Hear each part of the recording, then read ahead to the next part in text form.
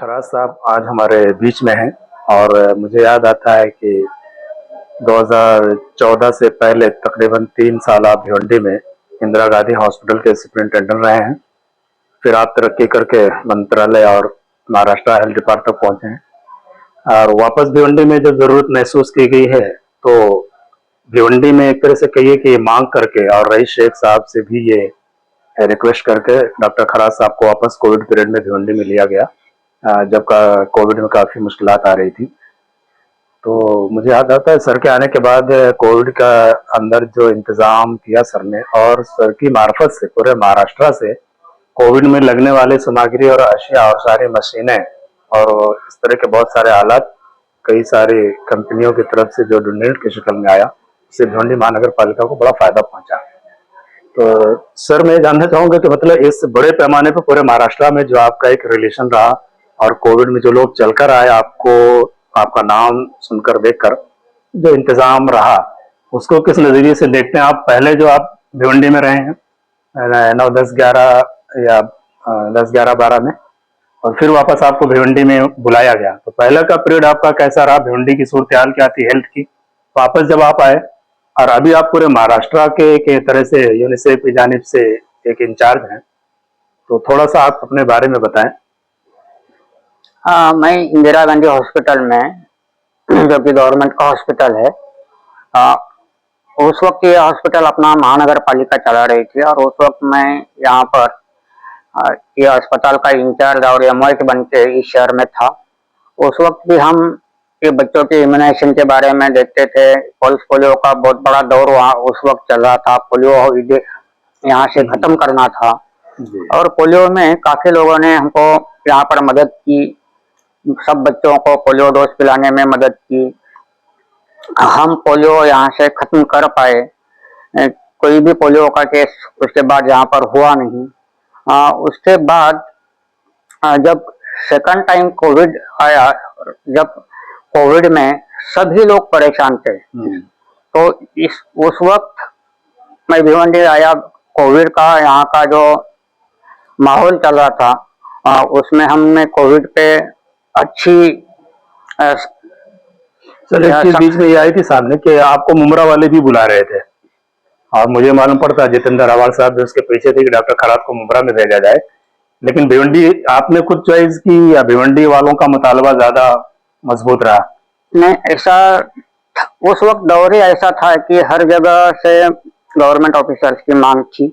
लेकिन भिवंडी में मेरा पहले का एक्सपीरियंस था, यहाँ पर जान पहचान भी थी, लोगों के बारे में पता था कि कैसे इनको हेल्प किया जा सके, इनकी तरफ से कैसा हेल्प ले और ये कोविड पर हम कोविड को अच्छी मात दे सके। तो इसकी वजह से जब यहाँ पर बुलाया तो मैं यहाँ पर आ गया और यहाँ के लोगों के जो सपोर्ट रहा, जो लोगों ने हमने जो डायरेक्शंस उस वक्त दी उस पर अमल किया, इसकी वजह से कोविड में हम अच्छी सफलता यहाँ पर ला पाए।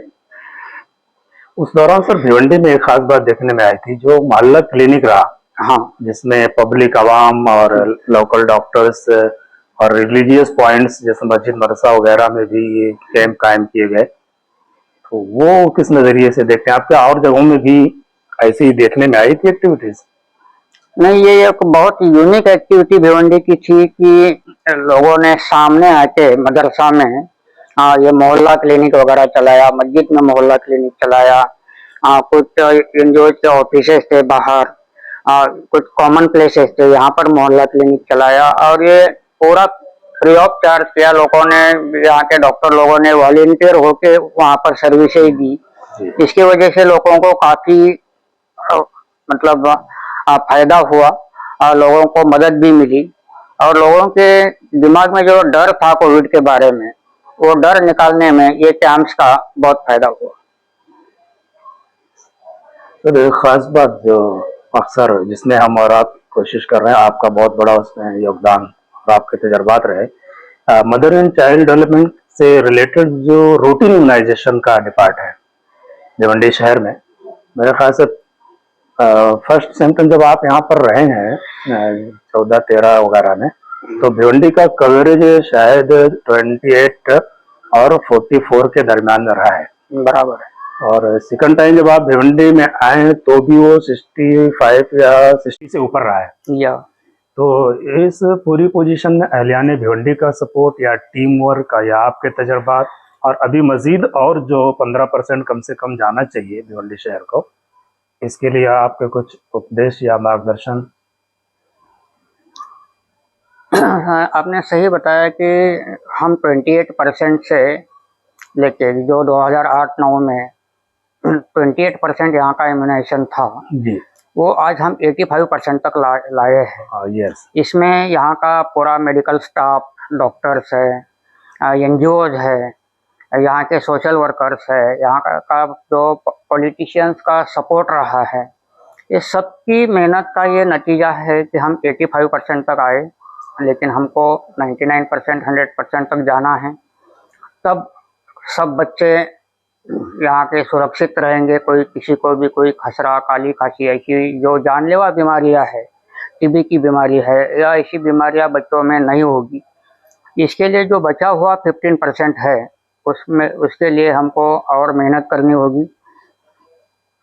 जो इन्फ्लुएंसर्स है, सोशल वर्कर्स है, इन्होंने भी हमको यहाँ पर काफ़ी सपोर्ट किया है और आगे भी उनका सपोर्ट रहेगा ये आशा है। यूनिसेफ का यहाँ पर गावी नाम का एक प्रोजेक्ट चल रहा है, ये बच्चों के लिए ही है। ये जो 15% ये गावी प्रोजेक्ट, ये 15% इम्यूनाइजेशन बढ़ाने में काफ़ी उसका योगदान रहेगा।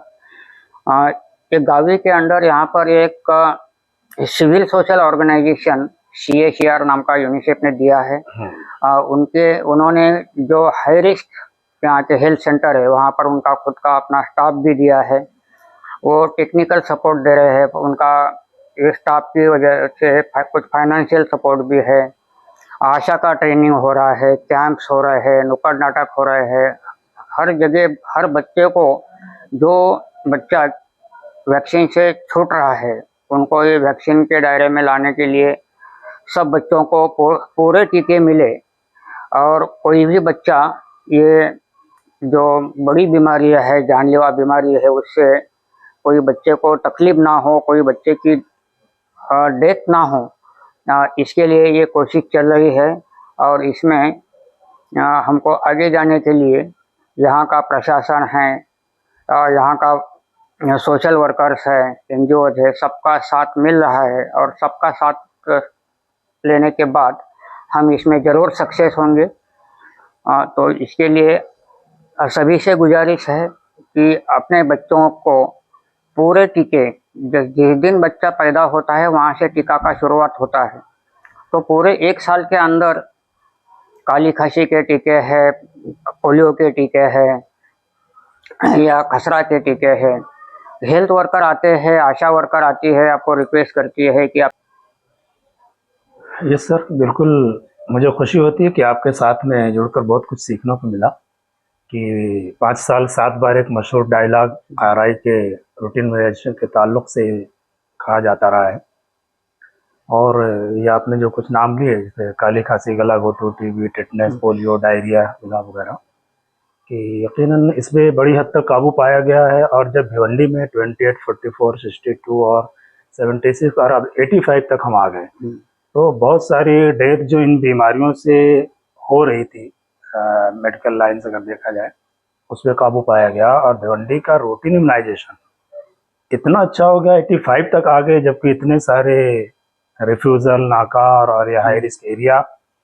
और सर आपको याद होगा हम जहाँ बैठे अभी अंसार मोहल्ला, हम सिराजुल उलूम मदरसे में ऑफिस में बैठे हुए इस वक्त, ये एरिया मैं बताना चाहूँ भिवंडी का ही नहीं पूरे महाराष्ट्र का बल्कि ये पूरे इंडिया का बहुत बड़ा हाई रिस्क एरिया माना जा रहा था पोलियो प्रोग्राम के दौरान।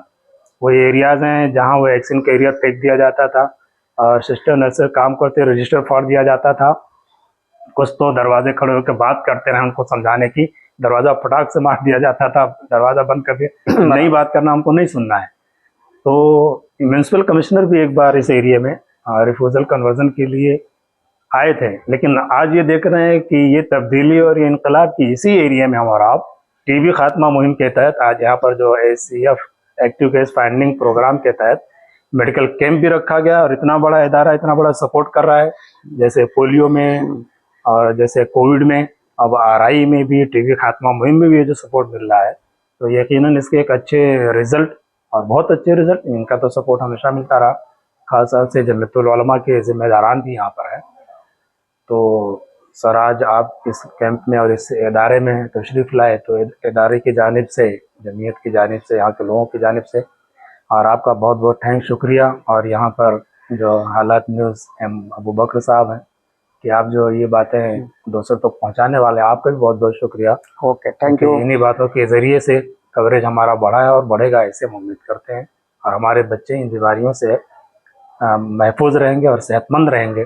सेहतमंद अफराद सेहतमंद मुआशरे की दलील है। ये इदारा, ये कम्युनिटी और यहाँ के लोग सेहतमंद होंगे तो हमारा मुल्क सेहतमंद होगा।